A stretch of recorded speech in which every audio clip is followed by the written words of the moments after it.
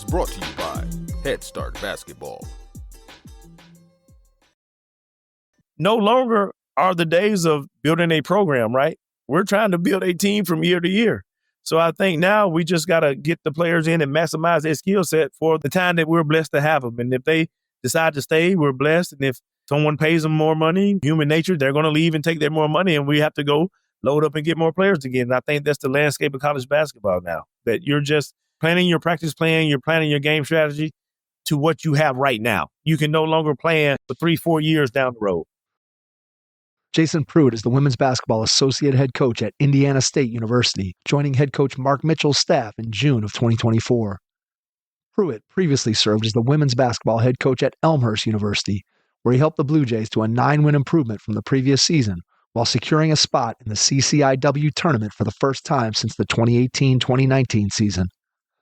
Pruitt's experience also includes head coaching stops at Verne, the University of Antelope Valley, and Bethesda University. He spent time as well as the associate men's basketball coach at Caltech and the associate head basketball coach at the NSU University School. Prior to his time coaching, Pruitt spent a decade in the media industry in various positions at NBC, CBS, and ABC affiliates. As a player, Pruitt began his college basketball career at Calhoun Community College, where he won the NJCAA Alabama State Championship and played in the NJCAA National Championship game. He finished his collegiate athletic career with a season at Mississippi Valley State before spending his last season at Kentucky State. Pruitt was recently inducted into the Colbert County Sports Hall of Fame class of 2024 for his outstanding athletic accomplishments in the county. Hey, Hoopheads, I wanted to take a minute to shout out our partners and friends at Dr. Dish Basketball. Their Dr. Dish shooting machines are undoubtedly the most advanced and user-friendly machines on the market. Learn more at drdishbasketball.com and follow their incredible content at Dr. Dish B-Ball on Twitter, Instagram, Facebook, and YouTube. Mention the Hoopheads podcast and save an extra $300 on the Dr. Dish Rebel, All-Star, and CT models. Visit drdishbasketball.com for details. That's a great deal, Hoopheads. Get your Dr. Dish shooting machine today. Hi, this is Ryan Mee, head men's basketball coach at Vassar College, and you're listening to the Hoopheads podcast. Coaches, you've got a game plan for your team, but do you have one for your money? That's where Wealth for Coaches comes in. Each week, we'll deliver simple, no-fluff financial tips made just for coaches. Whether you're getting paid for camps, training sessions, or a full season, Wealth for Coaches helps you track it, save it, and grow it. It's time to stop guessing and start building. Subscribe now at wealthforcoaches.beehive.com/subscribe and follow us on Twitter at wealthforcoaches for daily money wins. Your money needs a coach. Start with Wealth for Coaches. Take some notes as you listen to this episode with Jason Pruitt, women's basketball associate head coach at Indiana State University. Hello and welcome to the Hoopheads podcast. It's Mike Cleansing here with my co-host Jason Sonkel tonight, and we are pleased to welcome in the associate women's basketball head coach at Indiana State University, Jason Pruitt. Jason, welcome to the Hoopheads pod. Hey, thanks for having me. We are excited to have you on. Looking forward to diving into the interesting basketball life that you have led. Let's start by going back in time to when you were a kid. Tell me about your first experiences with the game of basketball. What made you fall in love with it? How'd you get introduced to it? What do you remember about those early years with the game? Man, I sucked. I was like, I was horrible, man. Like, that might be a first, Mike. Mike, that might be a first. Is that a first? I've had people say, I wasn't really that good of a player. I was okay. I don't think anybody's ever said they've sucked. So yeah, you're right there. Look, and you got Jason to jump in this early, man. You are on it, Jay. Yeah, man. I wasn't the best. You know what? I was always an athlete, but basketball. I was more of a baseball player, so I actually started out playing baseball all my life. And I made the transition. I dibbled a little bit in junior high, not really good. Hit a late growth spurt. After 7th, 8th grade, didn't play for a while, man. Just played baseball, strictly baseball. I actually won a Babe Ruth World Series in the state of Alabama Championship and made it all the way to the Babe Ruth World Series out in, I think they sent us out to Missouri somewhere back then. But, came back. I hit a growth spurt going into my junior year, tried out, made the varsity team first time, won an Alabama State Championship first time up. Hey, man, pretty good. Average double figures, top rebounder on that team, played with a guy that was a candidate for Mr. Alabama, had a good run. Then came back my senior year looking to repeat and wasn't as quite successful, made it down to the semi-sectional tournament, state tournament, but actually had a good year. I think I'm around about 1,000 points or near 1,000 points in 2 years. So, I figured it out real quick. You made it. Plus you, I saw in your bio, you won a couple state championships as a high jumper. So you had some athleticism there somewhere. Yeah, man, athleticism was never the problem. I had a football coach that was a track coach, wanted me to play football. Yeah, really not that good at football. Was more like scared. I ain't hit nobody, So I'm the guy that you run at. I'm going to hop on the floor just to play like I missed a tackle because I wasn't trying to tackle anyone. But for the most part, was very successful. Alabama State high jump champ 2 years, state championship in basketball, state championship in baseball. So, my dad was a state champion in football on the all-decade team in Alabama. So, championship, it lived in my blood. So there was nothing new when I got involved. How'd you go about getting better? How do you go from a kid who's terrible at basketball when you're little to being a kid who's a pretty good player and gets to be able to contribute to a state championship team? What was your process for getting better? Man, the will and desire to compete. We didn't know we were competing for a championship. We just know we were playing and giving it our all. It's different from these days. It wasn't no social media back then. It was like, hey, man, you show up at the park and you playing with a bunch of older guys, you may not get back on that court if you lose, or you go get cussed out and called every name except a child of God. If you cause that team to lose and have to wait another 3 games to get back on the court. So I think, playing with older guys, my dad is originally from Detroit. So every summer he would send me up to Detroit to work with my uncle in construction. So I learned that work ethic then. And then I think I actually learned the game that year I hit the growth spurt. I want to attribute to Detroit. I learned how to play on the playgrounds in Detroit that summer before I came back to Alabama. So I think, my parents did a real good job of getting me out, small town, Leeton, Alabama, muscle shows and seeing the world. And, I hit that growth spurt, and that growth spurt with that athleticism meant trouble that next year. It's like I was a new person, new body.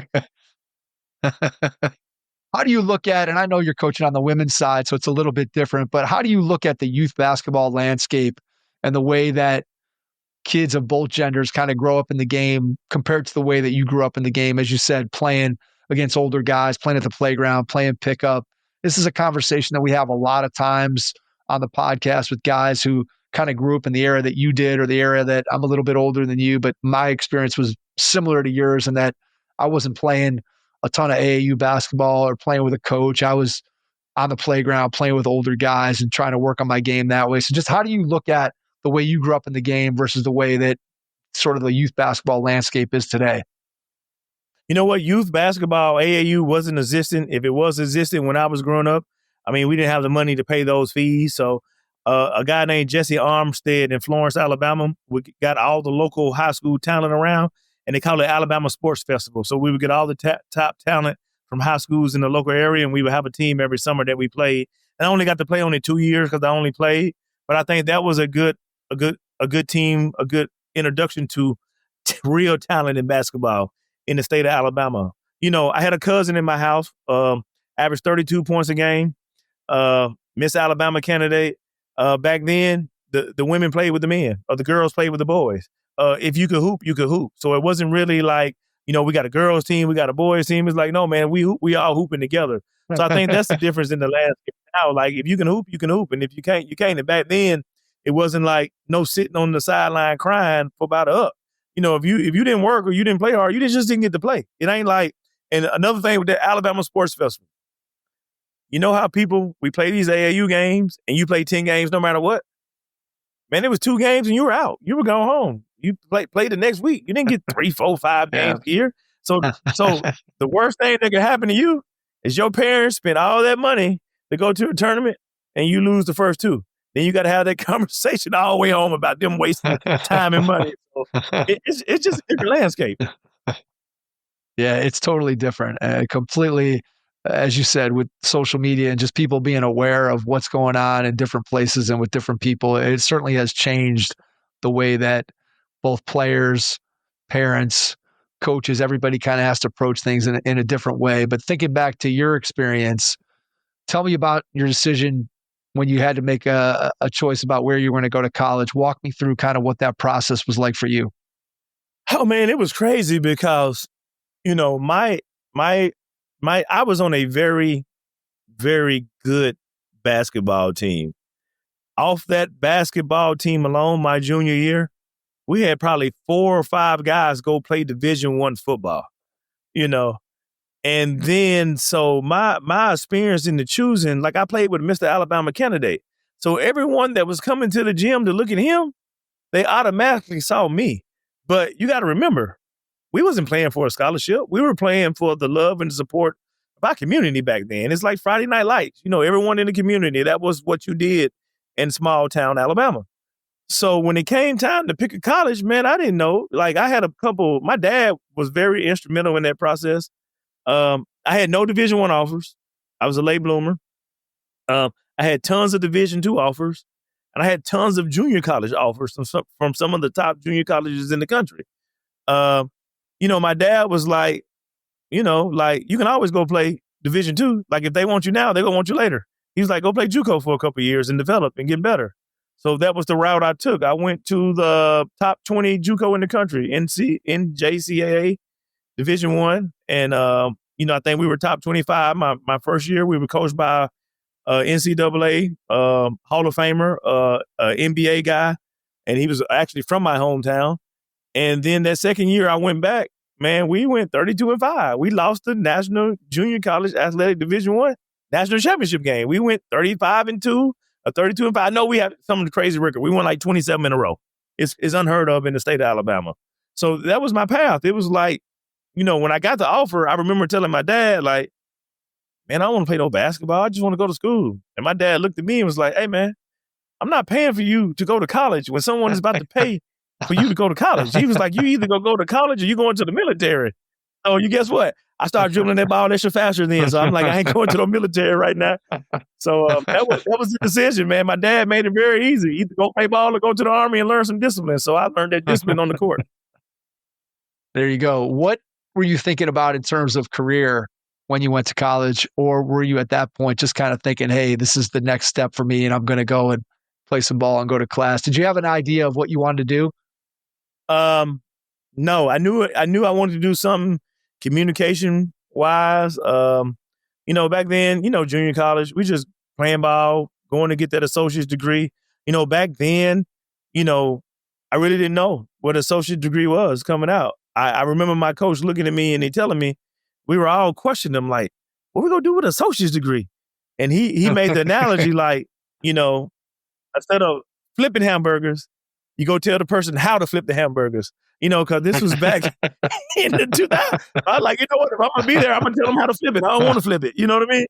So, but he made it known to us that in order to go to play Division I, you had to graduate with an associate's degree. So that was always my goal. Was I played the 2 years of JUCO. I wanted to play at the highest level that I could. So, you know, I went and I graduated, and I was fortunate enough to get another full scholarship because, well, people don't know, back then, NJCAA was full room, board, books, tuition, everything. So I was fortunate enough to get another scholarship to the Division I, to Mississippi Valley State. And that's how I landed there. But, you know, career-wise, once I got to Mississippi Valley, I knew I wanted to be in TV broadcasting once I got there and everything. So that was like an easy choice for me. No thoughts of coaching at this point, right? No, never crossed my mind, ever be a coach. No. You know, like, I can't even believe I'm a coach now. I'm like, man, you know, I get paid to do this every day, man. This is the best thing ever. Like, why did I waste those first 11, 12 years in television? I should have been doing this my whole life, you know? But no, never. I'm not a career coach. Nowhere near. Never even thought I would be a basketball coach. It's just, you know, God, right place, right time, right situation, you know? So that's how I ended up. When you look back on your time as a player, do you think at all that maybe there was some seed of coaching in the way that you thought the game, or even now when you look back on it, or you're like, nah, I was never even thinking about the game as a coach? Because there's some guys, right, that while you're playing, they kind of think the game as a coach, and maybe they see the bigger picture of what the team's trying to do or the strategy. Or like, I always equate it to me, like when I was playing, I was strictly a player. Like I never once while I was playing thought, man, when my career is over, I'm going to go into coaching. I was so focused as a player on what did I have to do? What was my role? How could I help our team win? Just sort of a narrow focus on that, and not really worried about, well, what are the coaches doing to plan practice to prepare us, or all these different things. I never thought that way. So if you look back on it, were there any seeds of like, man, maybe I was thinking the game a little bit like a coach, or was that not even when you look back, do you not see that? No, I remember every coach that I was fortunate enough to play for. So you got to look.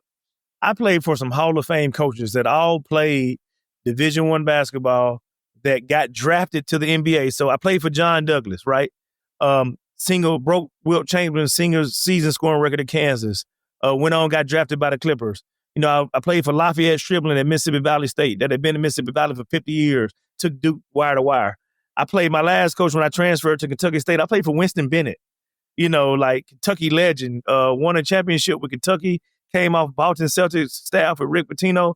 So I've had some of the best coaches that a young man could have coming up, good role models. But man, one thing that they always told me that I think I was a natural born leader. Like I'm a leader, I'm not a follower. I'm a dance to the own beat of my drum. And I had one coach told me that one time, he was like, man, you have a way with people. People gravitate to you. People want to follow you. And he's like, man, you know, if you was a preacher, you probably could pack the congregation. You know, but I'm a leader, man. And I've always been a leader. And I don't want to follow. I want to lead. Like I never was the star player, right? I always was Robin. I'm fine being Robin, you know, but I want that last shot too. So I never shied away from competition. So I just never thought I would be a coach. You know, never in my wildest dreams did I ever think I would play coaching basketball. All right. So tell me about the career in TV. How do you get your first job? And then what are some of the things that you did in the TV world before you got into coaching? Man, so finished up my degree at Clark Atlanta, doing that 5th year of school because I didn't, you know, I partied a little bit, so I had an extra semester of school. So I finished at Clark Atlanta. I took an internship with the CBS station there. And so I was actually in the whole entire station that whole senior year of school. And so I actually got fortunate enough to get offered like a production role, learn how to do everything behind the camera. A job came open near my hometown in Huntsville, Alabama at the ABC affiliate. You know, what's funny is, you know, even back then, 25 plus years ago, it's all about connections, right? Man, I applied for the same job and they ain't even called me back. My mom's cousin was the superintendent of schools in that school district. I mean, she made one phone call and I ain't need an interview. They was like, hey, man, just come to work. Your equipment's in the corner. So I got my first full-time job as a news photographer at the ABC affiliate. So I learned how to shoot news, breaking news, chase storms, cover fires, you know, learn how to edit. I already knew how to edit video, but polished my skills there, you know, dabbled a little bit with on-air stuff, figured out that wasn't for me. And, you know, got the valuable experience that I had. And then I took another job at the ABC, I'm going to say ABC in Cincinnati, WCPO.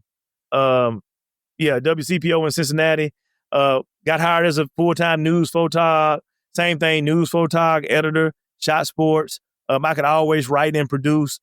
And then I done that for like 3 years. And then an opportunity came over for me to move inside. So I took a job at the CBS affiliate in Indianapolis. So I was a promotion producer for 3 years, meaning I wrote, edit, produced, shot all in-house commercials, all in-house marketing, sort of like those fun ESPN commercials you used to see on TV. I used to produce those for the local affiliates and stuff. And then I was fortunate enough after 3 years, I was to take a corporate job. So I took a job at one of the corporate companies where I was like a director of marketing promotion. Did that for a while. My wife was actually working in the same profession. We met back in Cincinnati at that station. She took a job in Miami.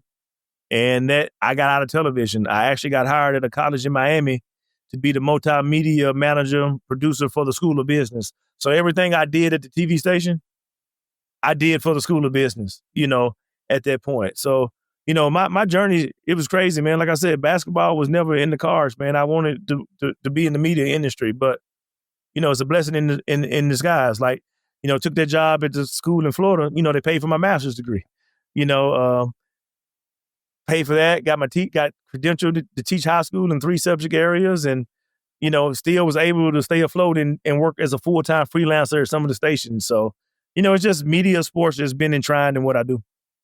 So as you get closer to making a decision to get into coaching, was it the fact that coaching became attractive and you just had an opportunity that you couldn't pass up? Or were you starting to maybe feel a little bit like, hey, I need to do something different and get out of what I'm doing in the TV world? Was it more what coaching was pulling you? Did coaching pull you towards it, or were you pushing yourself away from the TV world? Neither. It's funny. Neither. I was working at the college in Florida. They owned their own private pre-K through 12, elementary through high school on campus. I think back then tuition was crazy. Even back then it was north of $20,000. For me working at the school, my kids got a generous discount. So they got to go to school with people we normally wouldn't be around just because I worked on campus. And that school had a high school, and they needed a coach for that high school. And some of my students that were interning for me at the time had actually played at that high school and said, hey, man, there's a guy by the name of Andre Torres. He's looking for an assistant coach and over at the high school. And I was like, man, I don't want to coach no basketball. Like I played, but I don't want to coach. And so, their name Jeremy and Josh Mathis, and they just was on me, man, you should do it. Because I was still playing back then. I would be in the rec center playing every day after work with all the guys and stuff. And then, man, I went and met with Coach Torres. We had a good conversation. I thought about it, and then he hired me on. Like, first time ever, man, I'm a lead assistant for a private high school in Florida that's competing for a state championship. It's crazy, right, how they work. And so then I got in it, and then I liked it, man. And I was like, man, I should have been doing this forever, because I couldn't imagine, I had been away from the game for so long. And then, I don't know, man, I just fell into it, man. That first year, we had a real good year. I think we were top 10 in the state of Florida. I think we were made a run to the Elite 8, 16 or something like that. And, from then, the rest is history, All right, 2 questions related to that. One, what was it that you liked about it once you took the job? And then the second part of that question is, what prior to taking the job, or when those kids are bugging you, hey, come be a coach, what was it about coaching that you thought you wouldn't like? So what did you end up liking, and what did you think you weren't going to like before you got into it? Man, I was just, man, when you're working in the media profession, you have a lot of opportunities to make a lot of money on the side, like shooting weddings, shooting commercials, freelancing. So, the money I was making on the side was really, really good, right? So I didn't want to take away from that. And then the timing part, right? Like I remember the days, like I hated practice when I played. Like practice, I'm like, Iris, we got to practice for what? So, I just knew it was going to be time consuming. But the minute that I stepped in the gym, and the minute that I got back in the basketball world and I started making the connections, and you got to remember, I'm 27, 28, 29 at the time, and I'm still playing in men's leagues, and I'm around the high school guys, and it's just like I got a new lease on the basketball life again. I had been away for so long that I missed it, but you really don't know what you miss until it's gone, until you get it again. And once I had it in my life again, I was like, oh man, this is great, man. I can't believe this. I have been shying away from this. It's not that, I was shying away from it. I just had never thought that, look, where I'm from, you go to school, you get a degree. What you get a degree in, you get a job in, you get married, you raise a family, right? I remember when I called and told my dad that, hey man, I got an opportunity to coach basketball. He's like, what you gonna do that for? Coach basketball? Didn't you go to school? We spent got all that degree in TV. Maybe better make some money, So I just, it's just what growing up in the old South, that's what we're conditioned to do. Like, you go to school, you get a degree. Once you get a degree and you get a job, you work, you have a family, you get married, and the rest is history, right? So it's very, very traditional where I was from. So that was one of the paths why I never thought, because I had the opportunity to be a coach. When my junior college coach was the AD at a junior college and he was still coaching men, he asked me to come be his assistant coach. And I told him, man, I don't want to coach no basketball. I'm going to be on TV, so I just never thought about it. What were you good at right away as a coach? What's something that you took to naturally as a coach? Winning.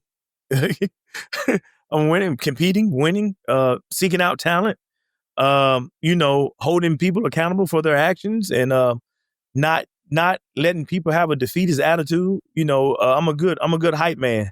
I can take a kid that average 2 points and I can hype them up. They'll think they're a 20-point scorer a night.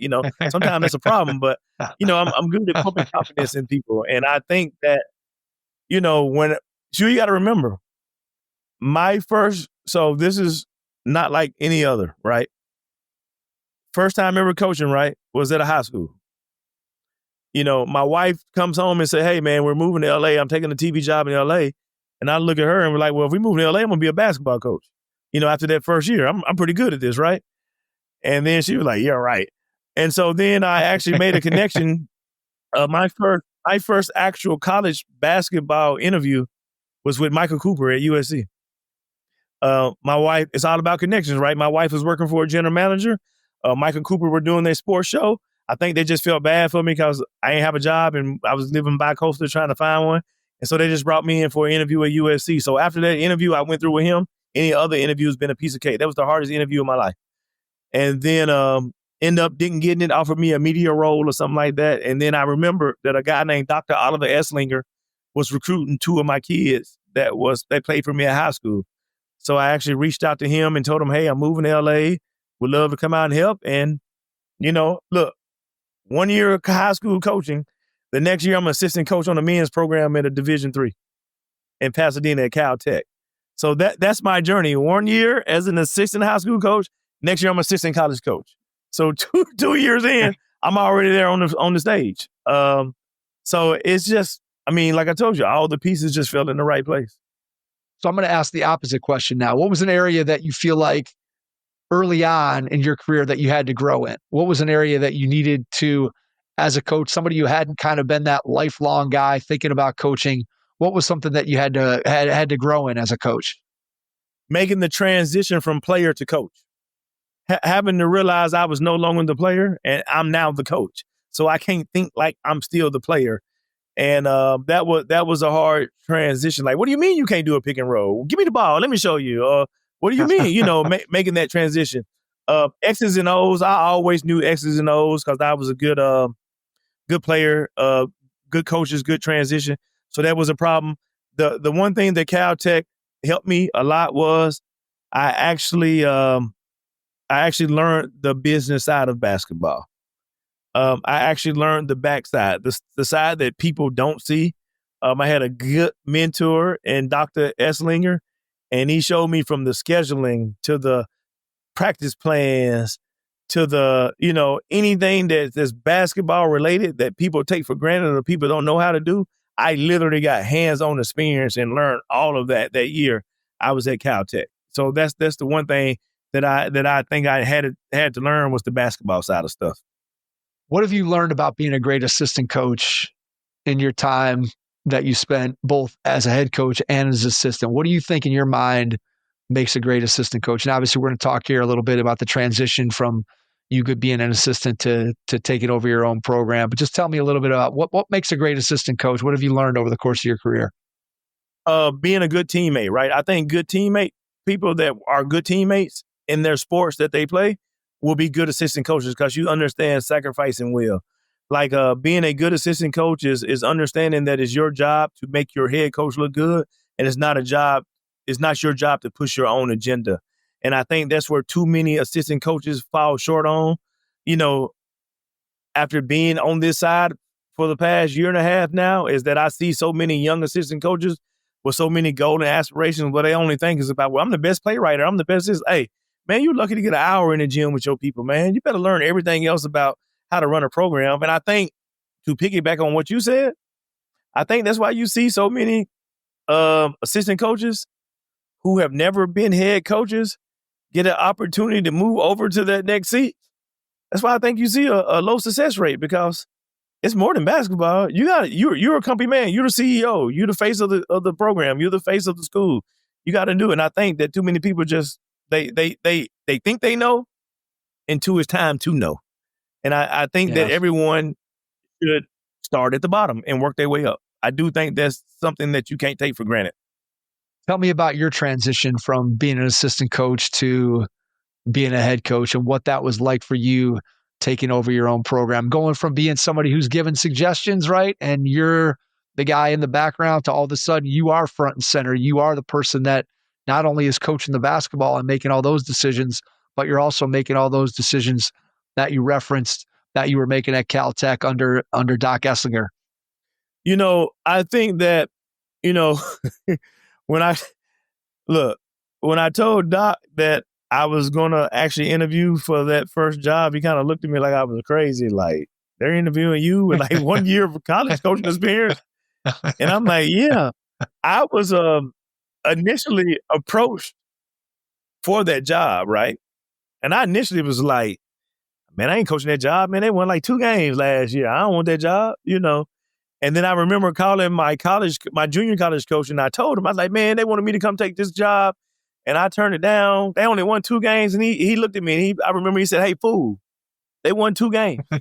There's nowhere to go but up. That's the job that you need, So I kind of like went back and took that job, And I think I think that it was a blessing, man. I got to learn on the job. I got to make mistakes early in life where no one was watching. I could make those mistakes. And I think that's the opportunity that I got in taking that job and getting a head coaching job so early. Because you got to remember, when I took that first women's job, nobody wanted to coach women. I think 3 or 4 other people had turned their job down before I said yeah. And I actually got to learn on the job, man. Like the mistakes I made, I see some of the coaches, I see some of these first time coaches make these mistakes now. I'm like, man, that sucked for you, man. You made that mistake on TV. I was making that mistake in front of like 5 people in the stands, So I just think it's different, man, that, like I told you, I always was a leader. Leading was never a problem. I feel like I can sell anything that I believe in. So I was selling myself and my vision to the young ladies that I was recruiting to that school.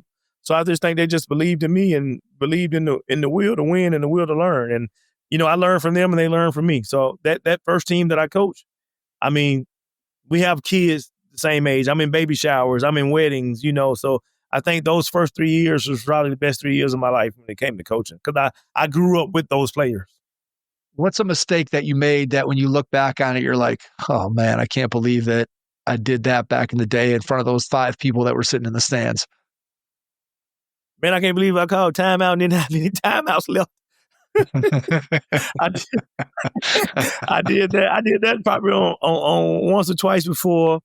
Remember I told you you had to remember you're the coach now and no longer the player.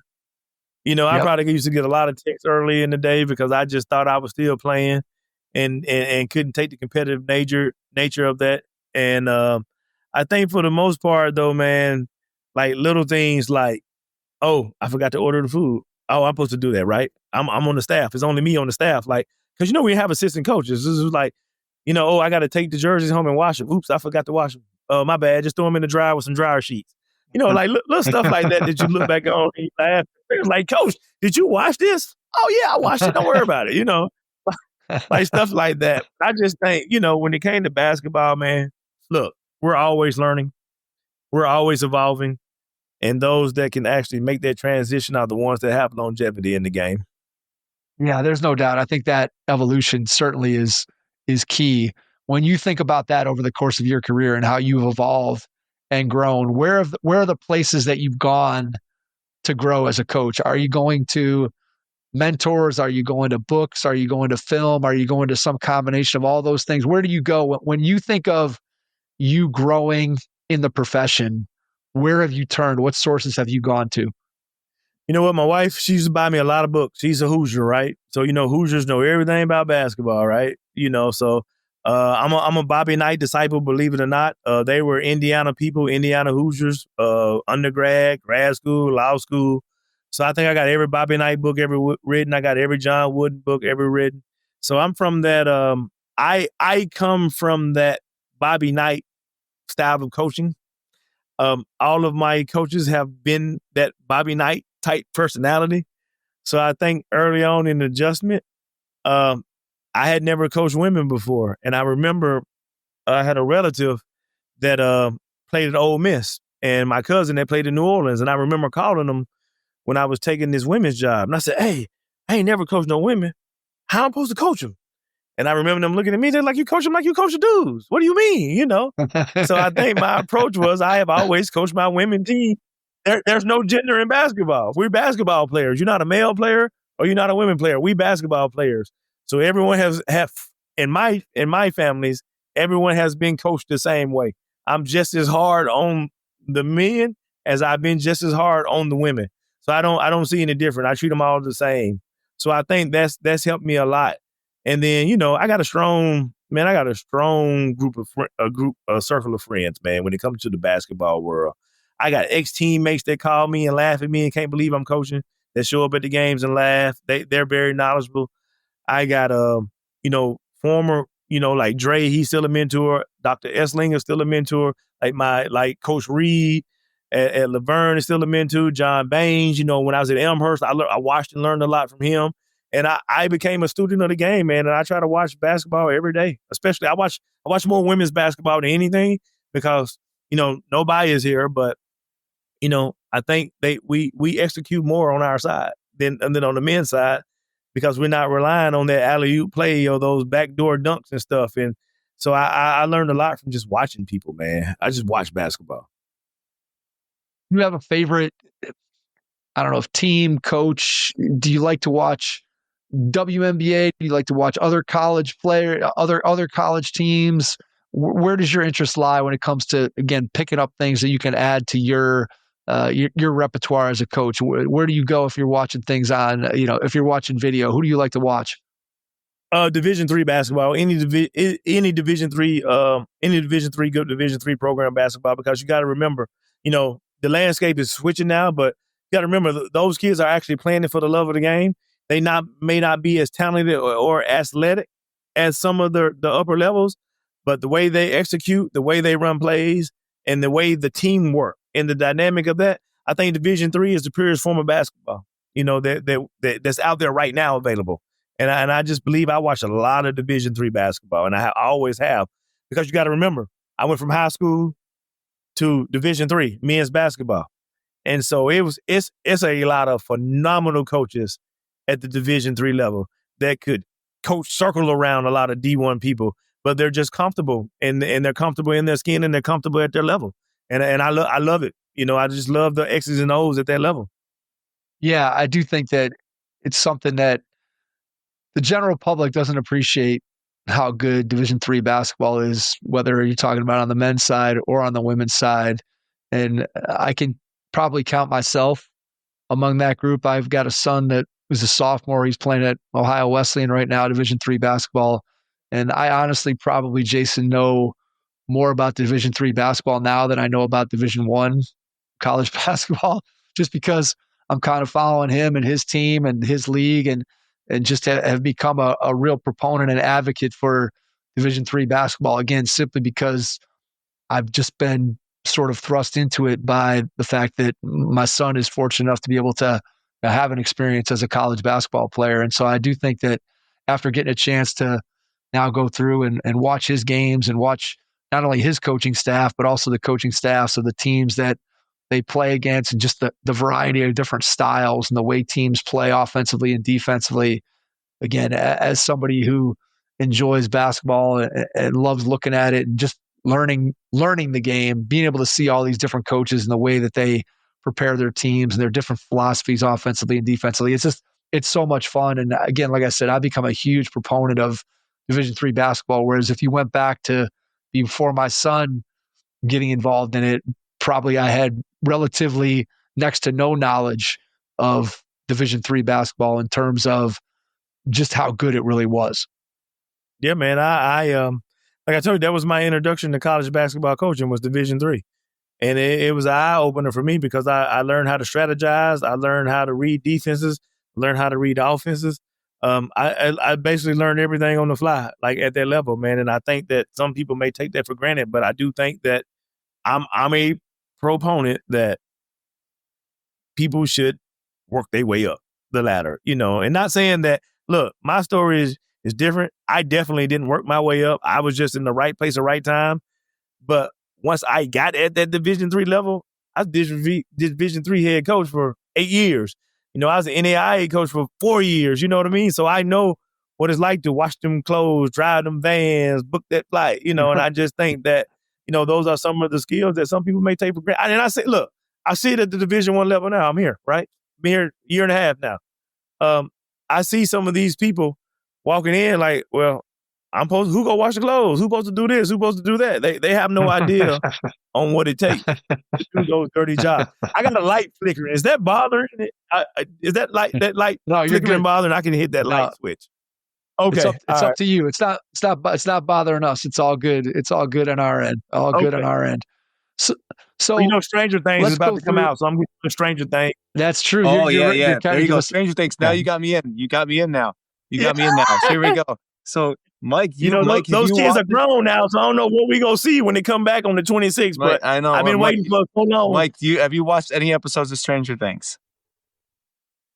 I have not. My daughter, who's a senior in college, she was a huge fan. Right. I remember she was a huge fan of it. So there was one summer we were at Head Start, and I jokingly told her a non-real spoiler and told her something that happened because I had watched all the episodes, and she was so mad at me. Remember that, Mike? That was a good one. That was good. I'm sure. I do remember. Angry. Yeah, she. I made up a fake. She was hooked on that show for sure. Jason, it was good. It was good. It was a good fake storyline. It was a good one. Jason likes to mess with my kids for sure. That's one of his favorite things. I think they like to mess with him too. So it's the relationships in basketball that mean stuff. That's what it's all. That's really what it's all. That's what it's all about. All right. So let's walk through your next couple of head coaching jobs after Bethesda. You get to Antelope Valley and then Laverne. Just tell me what you learned. What was how did those opportunities help you to grow as a coach? Like I said, at Bethesda, was very fortunate. Took over like a 2-win team. First year, Bethesda won 8 games, made the Western Region playoffs. Played against teams like Point Loma, Azusa Pacific. This was before all their ascending to where they're at now. Had a really good recruiting class that next year, Bethesda. Loaded it up. International kids, local kids. And man, we lost the National Christian College Athletic Association National Championship. Went back the next year, Bethesda. Now, this was the team that we were going to run the table, right? Man, we lost in the first round of the national tournament. Had a change in administration. Had played a couple teams in the Caltech. They were looking for a women's coach. Was able to make that connection. Took the job at the University of Antelope Valley, NAIA. Started that women's program. Was able to take a lot of kids with me from Bethesda. Recruited a good class. First year at Antelope Valley, we won the conference, and I think we were the only NAIA in the country that year on the West Coast to beat a D1 that year. Had a lot of success there. Then the Caltech job the University of Laverne job came over. That was in the same conference as Caltech. Had applied for it. Didn't hear anything back. Well, no, they gave me a token interview. The AD gave me a token interview. They had a change in ADs. I got a phone call as I was leaving Antelope Valley one day going home, and it was the provost from Laverne. He was like, "Hey, I heard you were a finalist. I just wanted to let you know we're making a change in AD. I'm taking over the search. Are you still interested in the job?" And I'm like, "Yeah." Well, he was like, "All right, we'll come to campus in 2 days." Went on campus, fell in love with it, was able to work out a good deal, and took the University of Verne, became the head coach of the University of Verne. Took over another team that had won 3 games before he got there.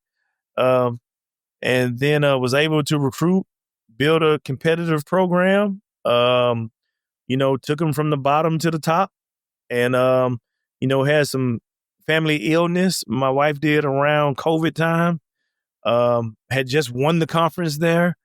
And, my family relocated to the Midwest during COVID, to Chicago. We didn't play during COVID, had a good president, had a good AD. I took some admission training, became a mission counselor during COVID. We all were making admission calls. So I was fortunate enough to be able to coach in LA and live in Chicago for that year. Came back to Laverne, assembled that team, made a run 24-2 before we lost the conference championship, top 25 in the country, and was able to win another conference championship at that institution. So, it's just been fortunate, man, that every institution that I have touched, have been able to turn it around and win a conference or regular season championship. Took over the Elmhurst job. First year there, another program that had won 9 games in 3 years. Was able to bring 8 or 9 kids with me from Los Angeles. Chicago was an easy pitch to get them there, and was able to make the playoffs for the first time in a long time at Elmhurst. I think we finished up regular season 12-13. That was the most win in years there. I had a good thing going there. And then got a call from Marc Mitchell about coming and join him at Indiana State. We had crossed paths a long time ago. He was a Division III head coach that has a national championship. And he done a good job of networking back then and reaching out to other fellow coaches that looked like him that was coaching Division III back then. And he just kept in contact. I remember the year before that, we were in Chicago together and we were recruiting at a tournament together because he was at the University of Indianapolis. And, we never thought we would be. We never even talked about it or discussed it. We just were colleagues out recruiting together. And then I had the opportunity, that many people dream of to take a Division I position and become the associate head coach at Indiana State University. So like I told you, man, my path has just been unbelievable. The grace of God has led me to every different destination. It has nothing to do with anything that I have ever done as a coach or as a person. It's God's timing, and it's God saying, you need to go here. You're going to do this because, look, I have said plenty of times, like, man, I done won all these championships, been coach of the year so many times. I ain't taking no another rebuilding job. And guess what I get? Another rebuilding job. So it's God telling me, like, look, man, I'm going to tell you what to do. You don't get to decide. So glory to God in everything that I do, man, because, he has a sense of humor of putting you where he wants you to be, even if it's not where you want it to be. You got to follow where he tells you to go. Absolutely. All right. So that being said, before we dive into the Indiana State part of it, let's circle back to where you were put, right? As somebody who builds a program that hasn't won and is able to turn it around. So clearly there's something to the ability to be able to do that. Not everybody can take over a program that has not been winning and turn it into a winner. So as you look at your experiences of taking over programs that have not had as much success as they might have liked, and then being able to take them to conference championships and tournaments and getting them to a winning record, what do you think it is about what you've been able to do? What are the keys to rebuilding a losing program? The first key is you got to know who you are as an individual. You got to know who you are as a coach, and you got to stand on what you believe in.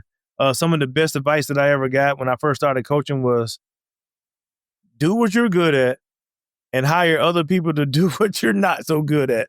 And I think that my career in the corporate America world has given me the confidence and the structure to assemble great staffs. I have always had someone in a key position that picks up the slack where I'm not very good at, right? Like, I'm an offensive guy, right? I want to score. Like, I want to, I run a version of the system. I'm trying to score 150 points if I can, right? but I always used to sleep on the defensive side. So I've always had very good defensive-minded coaches that I hired. Like I have always had, like when I was at Verne, I had the strength and conditioning coach of the year. Like he had won that title to get us ready. Like special situations, I've always had someone that was an expert in special situations. So I have enough confidence in myself to hire people around me to get the job done. And I don't mind delegating, right? Like I have no ego. I just want to win. And I'm going to do whatever it takes to figure it out to win. When it comes to recruiting, I have a system that I run. I know how to identify talent that fits in what I do. I don't need that 30-point score, right? I may need that 15-point score. I may need that 8-point score, or I may need that 2-point score that average 8 or 9 rebounds a game. Because I know once we get them in our system, and I explain to them, hey man, this is what I need you to do.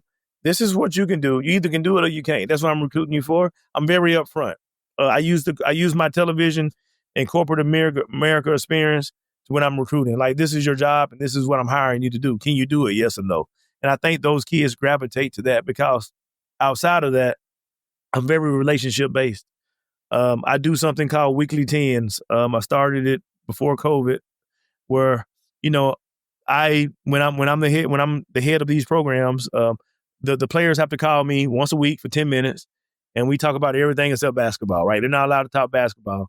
Like once I leave the gym, we're done. They can't talk basketball to me unless they set an appointment. I don't believe in dog houses, right? I believe in live to fight another day. Today is not your night, but you'll get a shot tomorrow.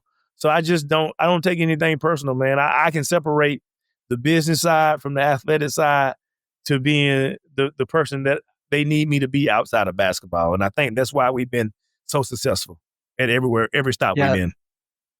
Yeah, that makes sense. I mean, again, the investment in your players, not just as players, but as people, really allows you then to make that connection and allows you to coach those kids and get the most out of them without any question. When you're recruiting, obviously there's a certain level of talent on the basketball court that a player has to be able to have to play for you as a head coach. But what are some of the intangible things that you look for in a player that are important to you beyond just their basketball skill? What characteristics are you looking for in a player that allows you to know that, hey, I think this kid has a pretty good chance to be successful in my program? We got 3 rules, man. Got to be a good person, right? I don't want to be around anyone that's not a good person, right? On and off the court, right? You got to go to class and you got to get your grades because your academic ability has allowed you to get this athletic opportunity, right? And man, you just gotta be like, the number one goal for us is, man, you gotta be a good person, man. I'm not recruiting any jerks.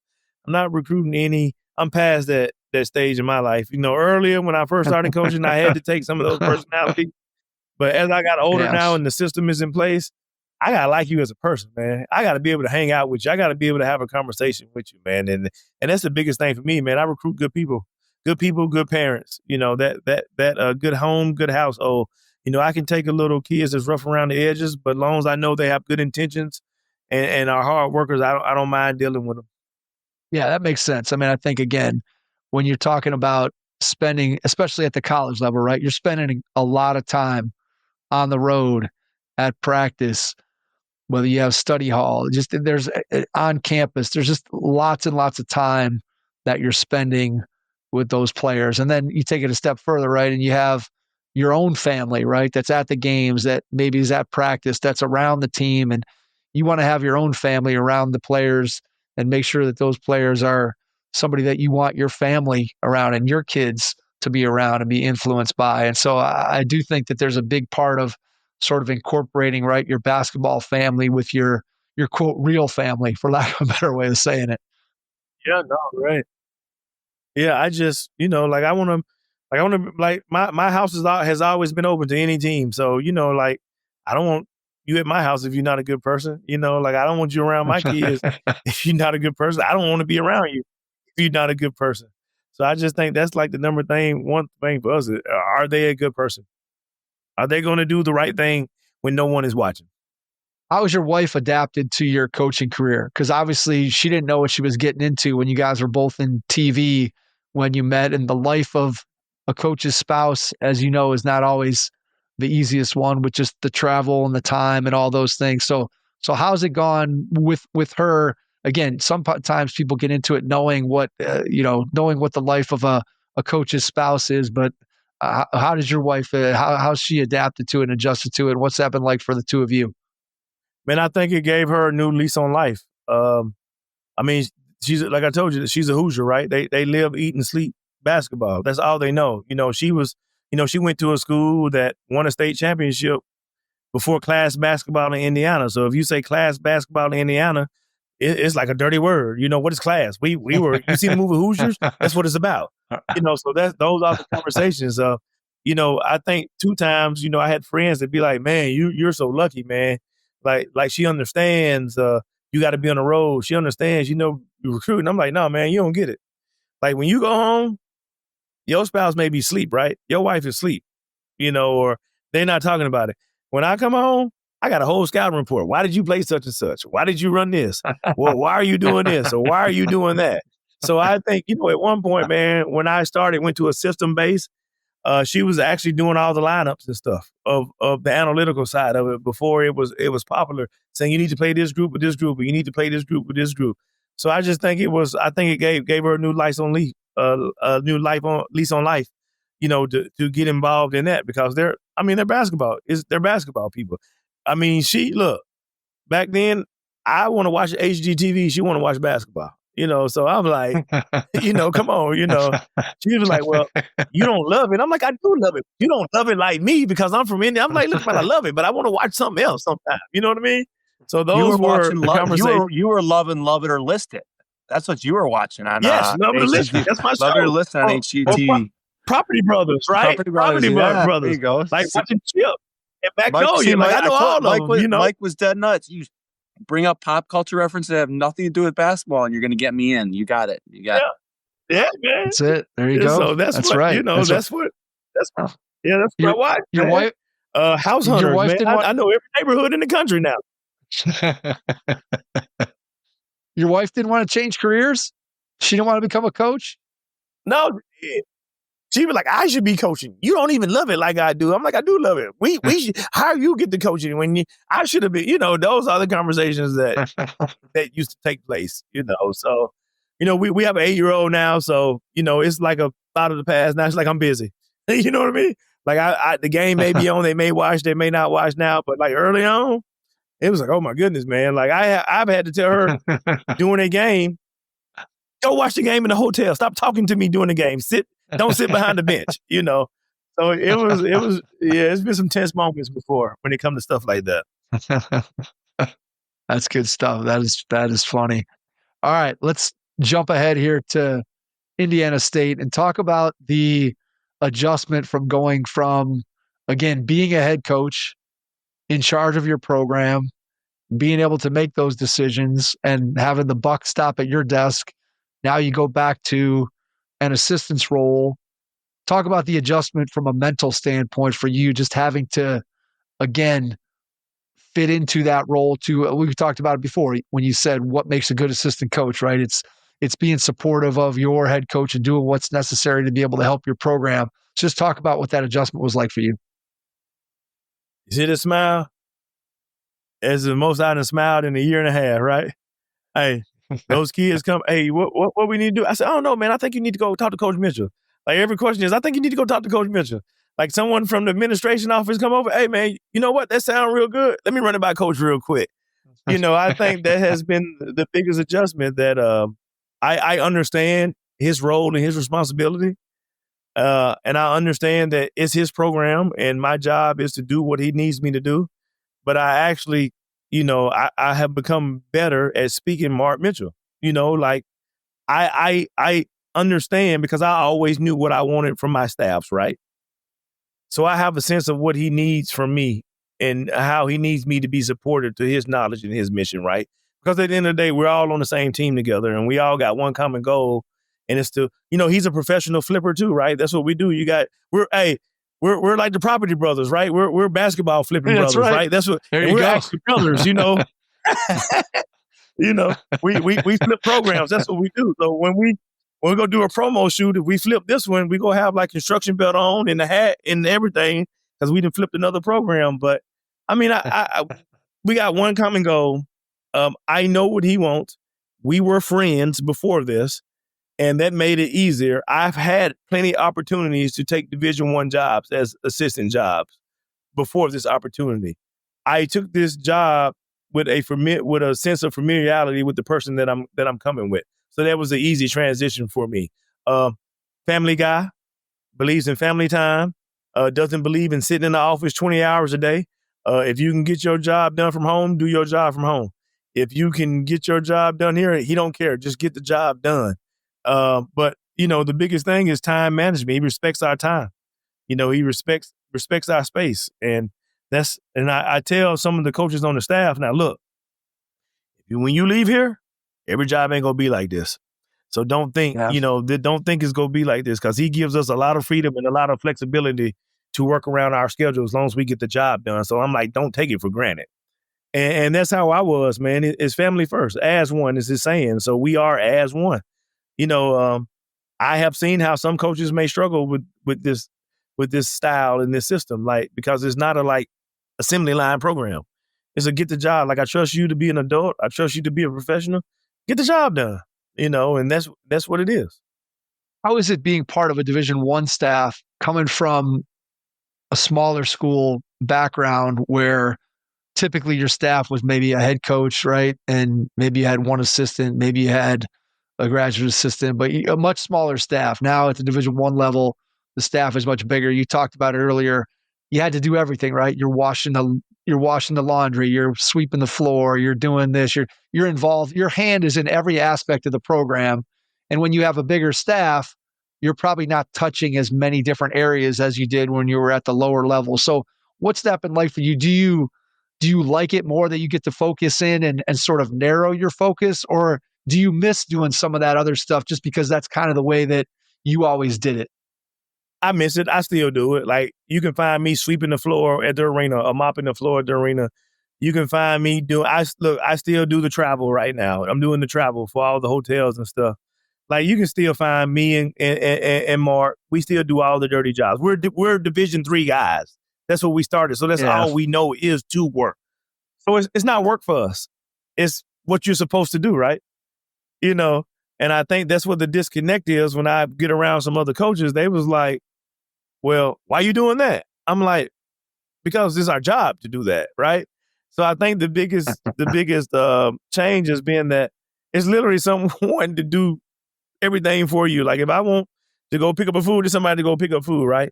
If I want somebody to clip my videos and my Scout, it's someone to clip my videos and Scout. But I think I still do it myself because it's a lot easier to do it yourself when you know what you're looking for, right? So I still get help from time to time, but I'm still a hands-on guy. I still mostly do everything I was doing at Division III level. I still do it now. We still do it because it's not work. It's part of the job and part of the duty. Nothing is beneath us. That makes sense. And I mean, again, I think whenever I talk to guys who start out at the Division III or small college level, inevitably one of the things that they cite that they feel like really made a difference and an impact in their coaching career, regardless of where they are at the given moment, they always cite just that ability to have been involved in everything early on in their career, where, hey, I got to see the travel part of it. I got to see the meals. I got to see the academics. I got to see the laundry. I got to see the meetings with the school president. I got to see the fundraising, all that stuff I was involved in. And then even if I progress to a job where maybe that's not in my job description, same way you just described, they end up just citing that as being so valuable because now they understand those different aspects of the program. They feel like it just makes them stronger in whatever position they have. And especially for guys who are aspiring to be maybe a first-time head coach, they always feel like that gives them experience that they can draw back on to be able to hopefully get a job and then have success in that first head coaching job. And it sounds like you definitely feel like that is the case for you on the path that you were on. Hey, all these men and women that's sitting on these benches, and you sitting on this Division I bench, and you just waiting for a job and waiting for a job. Hey, man, it's not beneath you, man. Go get one of them jobs that, if you can afford it now, I know some of these jobs pay astronomical figures where you don't want to lose that money. But if you're in a position where you can go take a head coaching job at a lower program, hey, it's the best on-job experience that you can ever get. It's actually go learn how to actually be a coach and run a program. Yeah, there's no doubt about that. Tell me a little bit about your guys' planning process, practice planning process. How do you go about planning a practice day to day, and then what do you look for in terms of a practice at Indiana State? You know, in Indiana State, man, we got like we talked about in the beginning. A winning season has been a long time, you know, for the Sycamores, right? And I think after going through that season last year where we were only able to win 4 games, man, that was one of the longest years of my life, man. You know, you got 2 champions coming from building championship programs to sit through that. And it sometimes, man, it's just about what fits and what doesn't fit. And, you know, coach wants to play a certain style. And so we had to go out and get some athletes to play the style he wants. So now, since we have those athletic bodies that, you know, he needs to run the Marc Mitchell system, man, we do a lot of conditioning. We do a lot of shooting. We do a lot of ACL prevention work. We do a lot of conditioning. We do a lot of shooting. We do a lot of conditioning. Sometimes you think we're a track team because we're in the situation now where top teams in the Missouri Valley are the top teams, right? The Belmonts, the Murray States, you know, Missouri State left. And you have to do something different in order to be able to compete in that conference. And I think that Coach Mitchell and I, you know, we're figuring it out. And I think we're on the right and going in the right direction to be able to compete at a high level in this conference. So, you know, we take it back to the fundamentals and to the basics, man, because at the end of the day, you got to have the skill set, you got to have the fundamentals, and you have to be in shape in order to last in this early part, especially with the landscape now, right? So now, mid-major, right, we're junior colleges. You know, if we get 2 or 3 good players, they're leaving. You know, because some people we just can't afford, right?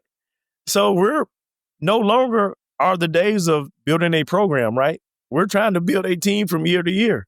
So I think now we just got to get the players in and maximize their skill set for the time that we're blessed to have them. And if they decide to stay, we're blessed. And if, you know, someone pays them more money, you know, human nature, they're going to leave and take their more money, and we have to go load up and get more players again. And I think that's the landscape of college basketball now, that you're planning your practice plan, you're planning your game strategy to what you have right now. You can no longer plan for 3-4 years down the road.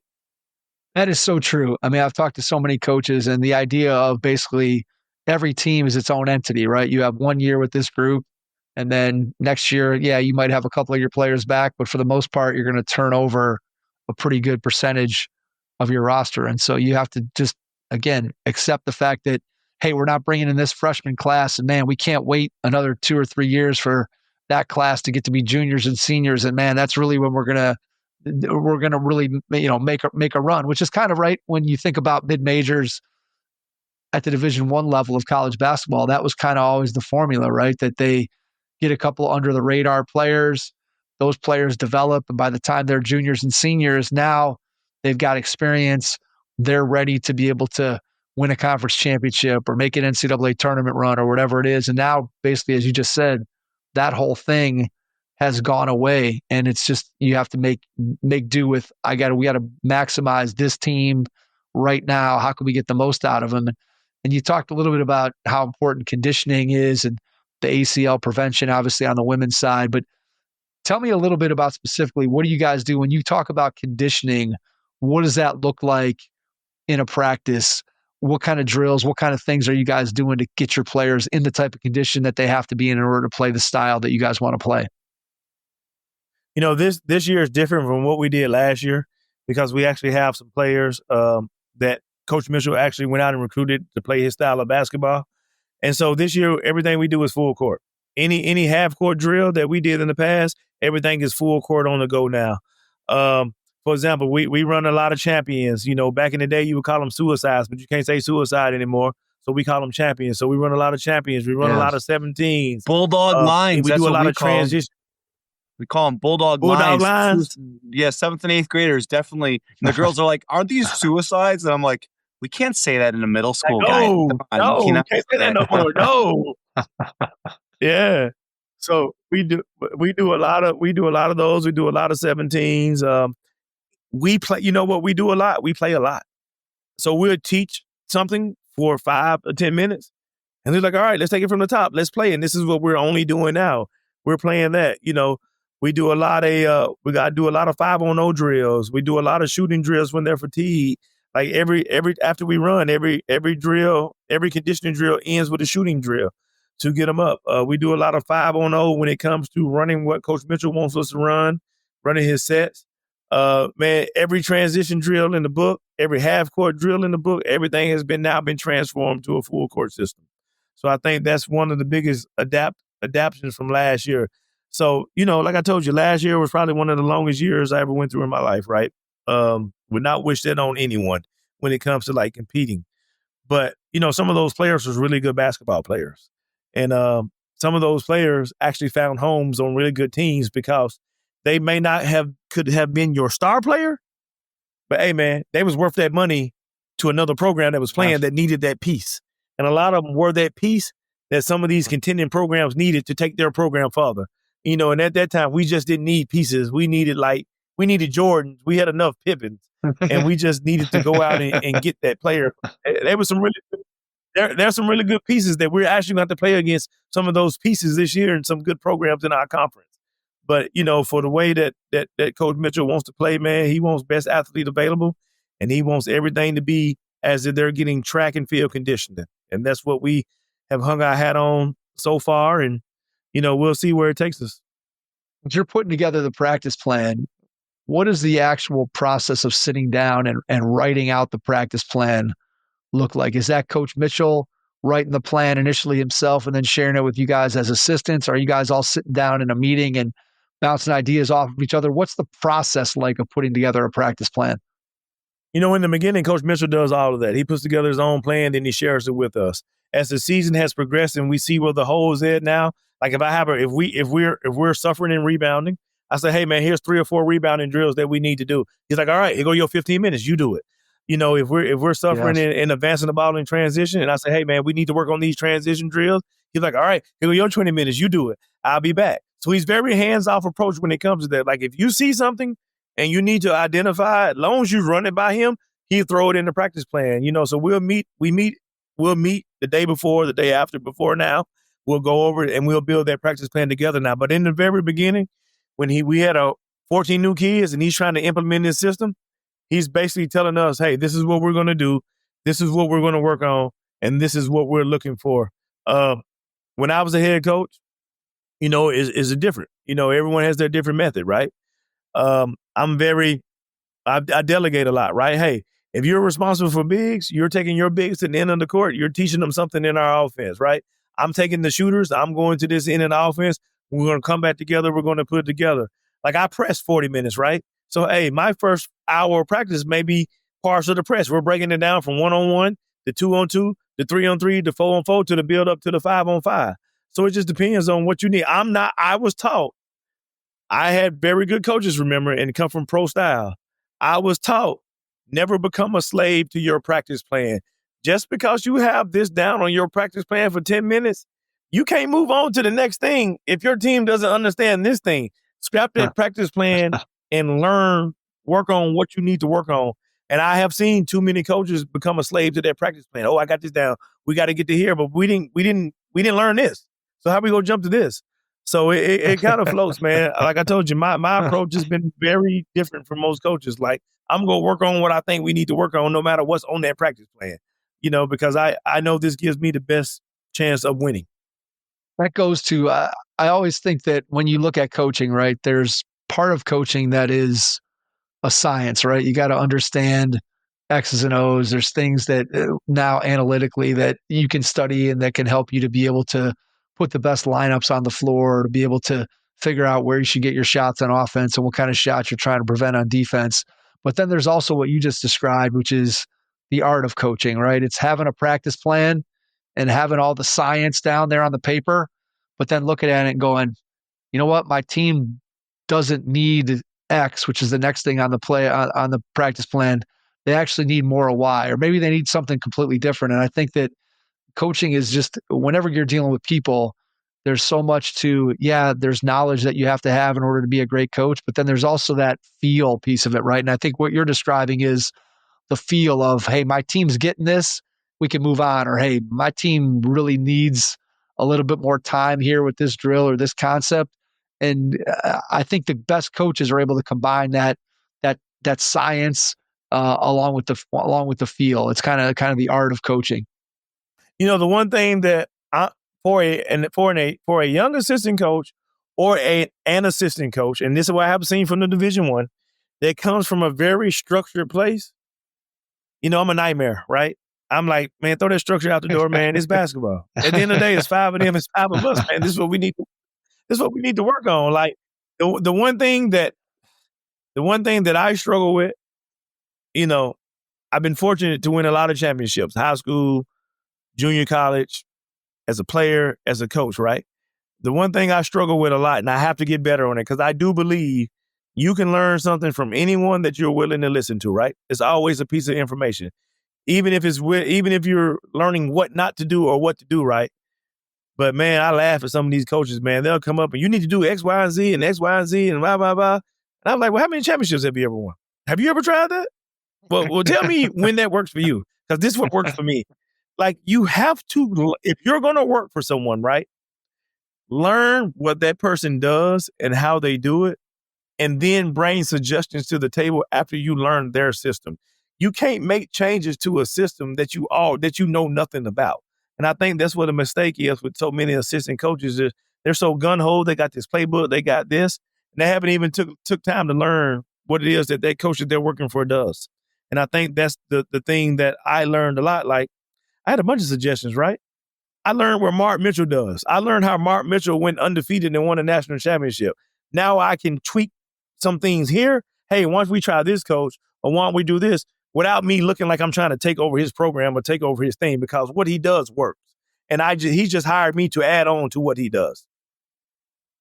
Yeah, it's a great point. And I think it's one that oftentimes is missed. And you can take that from what you're describing, right? Just in terms of understanding your head coach's offensive and defensive systems, and then bringing ideas, thoughts, answers to the table. And again, obviously as an assistant, your head coach is going to either take your suggestion or oftentimes reject your suggestion. You have to put your ego aside and continue to bring those potential solutions to your head coach. But I think that even goes to recruiting, right? You have to understand the type of player that your head coach wants to coach, that's going to have success underneath that coach. Because we've all been in situations where you see a player that, hey, you might like that player's talent, or you might like something about them, but you know that for whatever reason, that player is not a fit for your head coach. And until you get a feel for the type of player that's going to excel underneath your head coach, it's really difficult, I think, to go in and evaluate and say, hey, this kid's going to be perfect for the program if you don't understand what your head coach wants. And I think that covers all different aspects of the program. And it's great advice for an assistant coach out there is, whoever you're working for, learn as much about what they do, how they do it, why they do it. Try to get inside their mind and understand as much of it as you can. And then, as you said, now you've got this whole picture, right? Now you can take it and you can pull out a little piece, or you can add a little piece to it. It's not you coming in and saying, well, here's everything that I believe. Let's just lump that on top of it with our head coach. And I do think that sometimes, assistant coaches mean well in those circumstances, but sometimes you're not going to get the results that you want by trying to dump your whole philosophy on top of your head coaches. Or if you don't want to do what your head coach wants you to do, go get your own job. Go get your own program, right? It's that simple, right? Like, either do what he wants you to do, or that person wants you to do it. Go get your own job. And you know so much, right? Absolutely.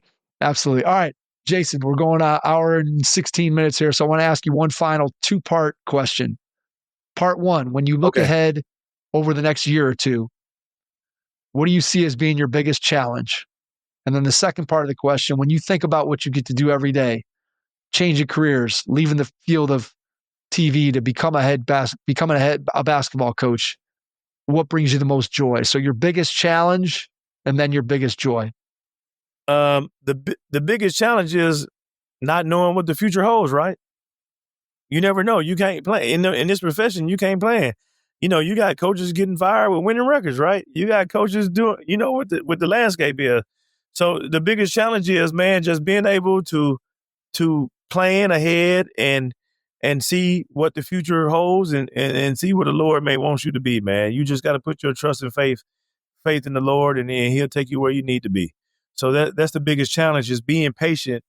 And when you receive that message, or you receive that, following the plan that God is telling you to do, even though it may not be something that you want to do, right? Because we get in the way of ourselves sometimes, and sometimes just letting go and following the word, it'll give you every answer you need, and sometimes it may be right in front of you. So I think that's the biggest things as humans that we struggle with, is like being patient and being obedient and listen and being a listen and following. The second part, man, you know what, man, I've had the best of both worlds, man. When I was coaching in California, I never left TV 100%. I was able to be a full-time freelancer for the city of Beverly Hills for BHTV. So I did that the whole time we were in California. So, man, I just think that, I've been so blessed that, to be able to combine the media world with the athletic world and being able to do both has kept me grounded, man, and gives me enough of this and enough of that to keep me balanced. So I think that's one of the biggest things for me, man, is being able to have the best of both worlds. Good stuff. I mean, not many people, again, a lot of people try to find that one thing that brings them joy and brings them meaning. And you've been able to find two. And that's pretty rare to be able to say that you have two things that you love, that you're able to continue to be able to participate in both of them. That's a special thing for sure. Before we get out, Jason, I want to give you a chance to share. How can people get in touch with you, connect with you, find out more about your program at Indiana State? Share email, social media, website, whatever you feel comfortable with. And then after you do that, I'll jump back in and wrap things up. Look, man, I'm old, so I actually got to pull mine up. It's bad when you don't even know your social media tags, right? I still got to look. I'm learning the thing. So on X, formerly known as Twitter, you can follow me at Coach, the letter J, initial Coach J.K. Pruitt, Pruitt. On Instagram, on IG, as the kids say, I think is J.K. Pruitt, JAYKPRU. You can always go to any out-of-state website. My email's on there. Just hit me up anytime. I try to respond back to everyone that I can. Jason, cannot thank you enough for taking the time out of your schedule tonight to join us. Really appreciate it. And to everyone out there, thanks for listening. And we will catch you on our next episode. Thanks. Your first impression is everything when applying for a new coaching job. A professional coaching portfolio is the tool that highlights your coaching achievements and philosophies, and most of all, helps separate you and your abilities from the other applicants. The Coaching Portfolio Guide is an instructional, membership-based website that helps you develop a personalized portfolio. Each section of the Portfolio Guide provides detailed instructions on how to organize your portfolio in a professional manner. The guide also provides sample documents for each section of your portfolio that you can copy, modify, and add to your personal portfolio. As a Hoopheads Pod listener, you can get your Coaching Portfolio Guide for just $25. Visit coachingportfolioguide.com/hoopheads to learn more. Thanks for listening to the Hoopheads podcast, presented by Head Start Basketball.